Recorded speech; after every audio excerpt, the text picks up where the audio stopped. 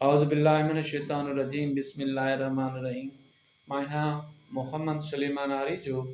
अॼु 1 मई 2025 जो ॾींहुं आहे ऐं अॼु असांजो मौज़ू आहे बाईपास वारी मस्जिद। हीअ मस्जिद ॻोठ ख़ैर मोहम्मद आरिजा जे पाड़े ठारेवाण में बाईपास जे लॻे मौजूदु हुअण जे करे हिन मस्जिद खे बाईपास वारी मस्जिद या हाफ़िज़ एहसान आरिजे वारी मस्जिद बि सॾियो वञे थो। ठारेवाण जे वॾेरे अब्दुर्रहमान आरिजे जे सिकनी थियल प्लाट में हाफ़िज़ एहसान अली आरिजे पंहिंजी मदद पाण जे तहत इन मस्जिद जी अॾावत कराई आहे। हीअ मस्जिद 2014 ईस्वीअ में ठही तयारु थी। तंहिं ॾींहं खां वठी पाण अकेले सिर नाज़राए क़ुरान ऐं हिफ़्ज़ क़ुरान जूं ख़िदमतूं ॾेई रहिया आहिनि।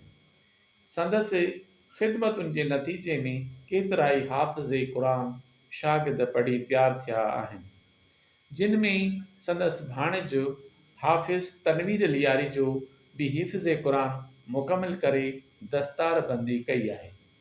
इन मस्जिद में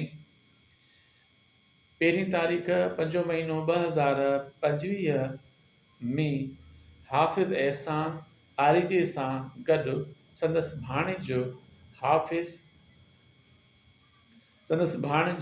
हाफ़िज़ क़ुरान तनवीर अली आरिजो बि नाज़राए क़ुरान ऐं हिफ़्ज़ क़ुरान में ख़िदमतूं ॾेई रहिया आहिनि। ही तव्हांजे स्क्रीन ते बाईपास वारी जेका मस्जिद आहे, जंहिंखे हाफ़िज़ एहसान वारी मस्जिद बि सॾियो वेंदो आहे, तव्हांजे साम्हूं स्क्रीन ते। ऐं सुबुह जो पहर हुजण जी निस्बत सां क़ुरान पाक जो जेको आहे सो दौर कंदे हाफ़िज़ नज़र अची रहिया आहिनि।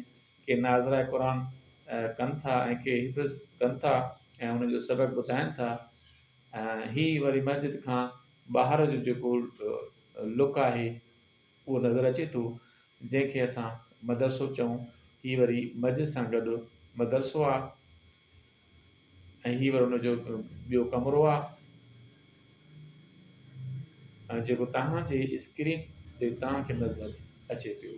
वरी असां ॿाहिरि निकितासीं त ॿाहिरियों वरी व्यू आहे मस्जिद जो जेको असांखे ॿाहिरों नज़र अचे थो।